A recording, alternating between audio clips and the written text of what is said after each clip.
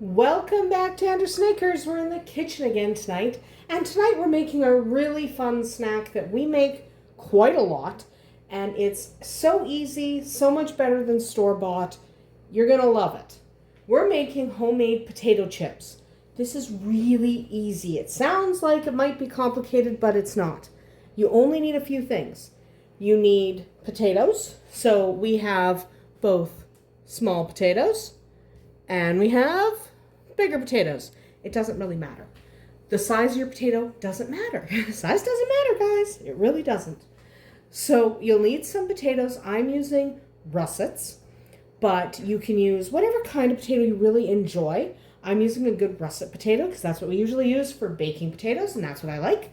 But if you prefer a Yukon Gold or a red potato, feel free to try that. It works pretty much the same. The other thing you're going to need is some way to slice them really, really thin. This is usually a mandolin. In my case, I have this Starfrit brand chopper, basically.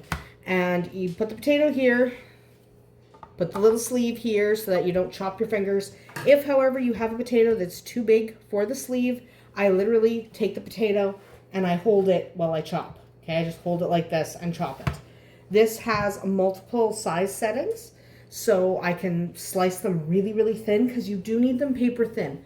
You could do it with a knife. It's much, much harder with a knife.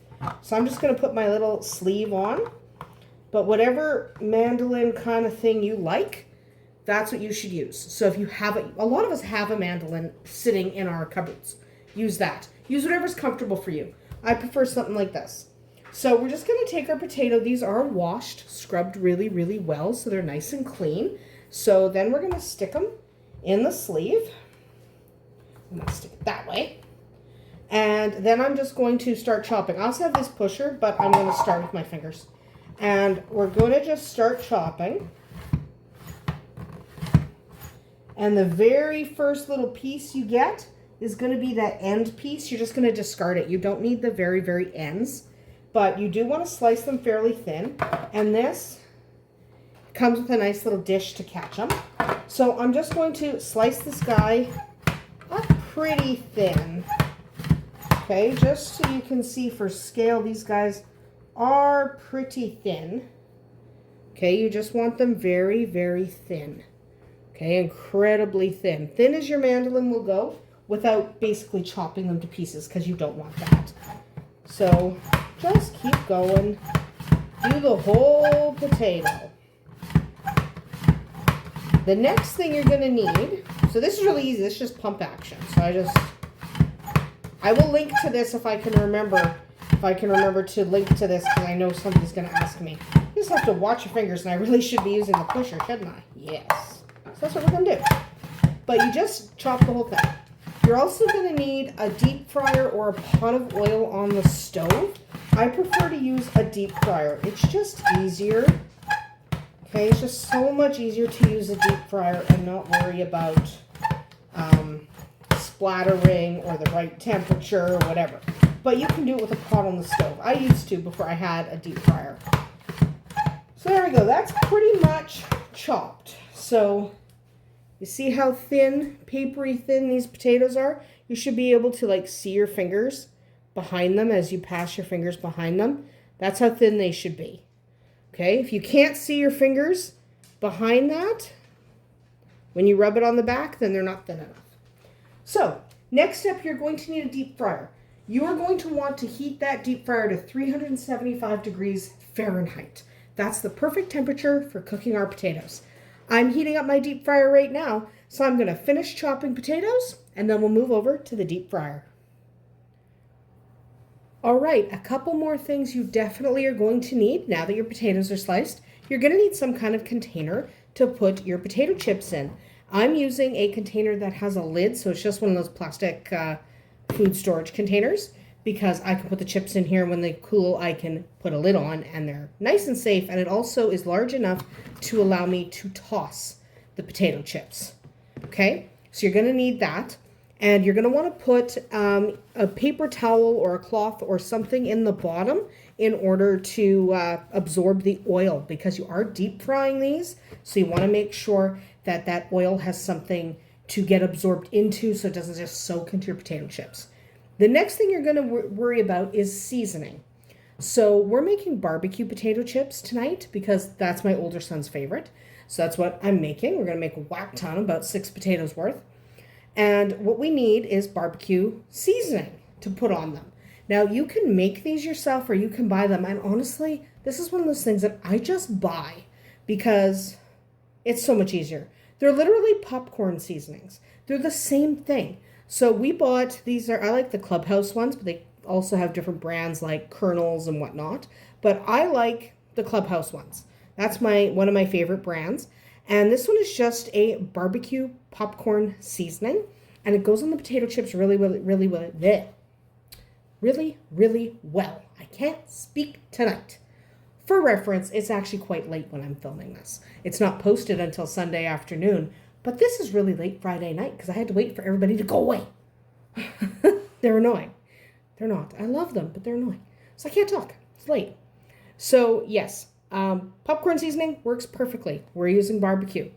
And we now have an entire thing of potatoes chopped. We're just going to move over here.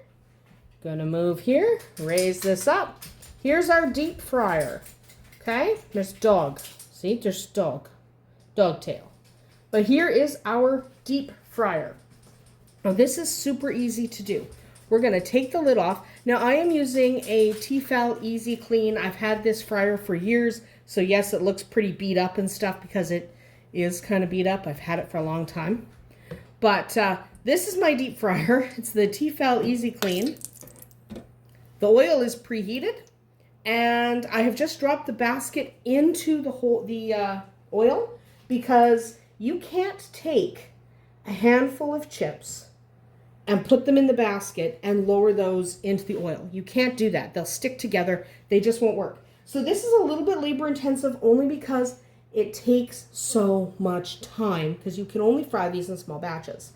So instead of dumping this whole handful in, we're going to do it one at a time.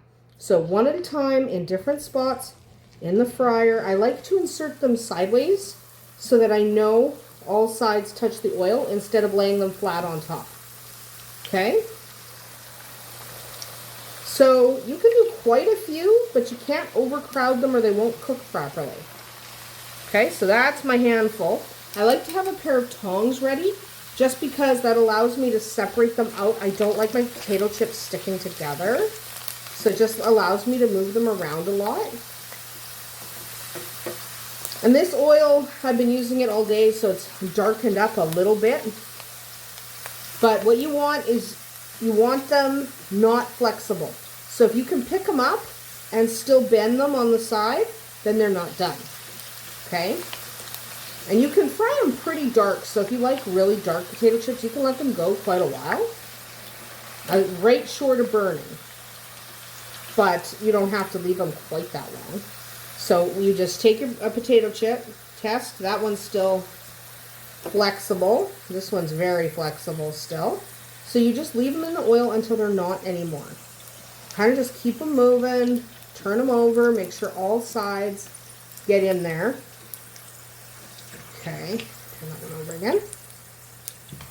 And we're just going to let these, mostly I go until the sizzling stops. Because the sizzling tells me there's still water in that potato chip.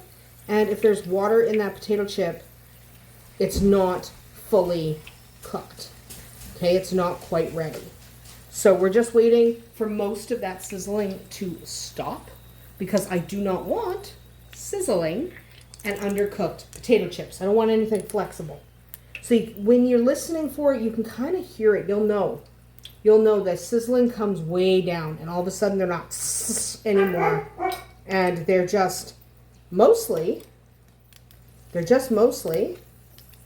not making much noise at all. Except when you flip them like that, then they'll make new noise. So now they're done. We're going to pull those up and let those drain. You want them to drain quite a bit. So I'm just going to toss these. And I'm going to dump them in the bin behind me. Then I'll start another batch. And then I'll show you what to do with the potato chips once they're in your container. But you don't need to watch me do that. I'm just going to dump them in the container. And then we'll move right on. All right, so we have a few potato chips in there now. I know it looks small and pathetic, like there's hardly any, and that's not even worthy of a snack, but just go with it for a minute. Put some barbecue seasoning on there. You can put as much of your seasoning as you like. Then I just take them and I start tossing them. And then I do that every single time some come out. Every time I dump some in here, I put a little more seasoning and I toss the chips. So we're going to wait now until I have a few more so it looks more impressive than that, because that looks a little pathetic. So we will come back as soon as I have a few more batches in here and you can really see what they look like. And there we go, a nice big bundle of barbecue chips ready to enjoy. Now you can put a lid on this and store them for several days. However, you want to make sure these are 100% cool, 100% dry before you start sticking lids on them. You don't want to trap moisture and heat inside here or they'll all go soggy. So I make them in fairly small batches. So I'm making a really large batch right now. In fact, right now I've got ketchup ones here in the fryer, so that'll be fun. We do need ketchup for my other son. So yes, I'm working the fryer while I'm finishing this video. But they're really easy to make. You can really enjoy choosing your different flavors. I will link in the description to the potato slicer, the fryer I use, and to the barbecue seasoning I showed in this video. You can use any popcorn seasoning. You can create your own seasoning. You can just put salt and pepper. It's entirely up to you. You can customize your potato chips. And that is one of the things we like to do, is kind of mix and match a little bit because it's fun. But that is about it for us here today at Andersen Acres. I hope you enjoyed making homemade potato chips with us. We'll see you tomorrow.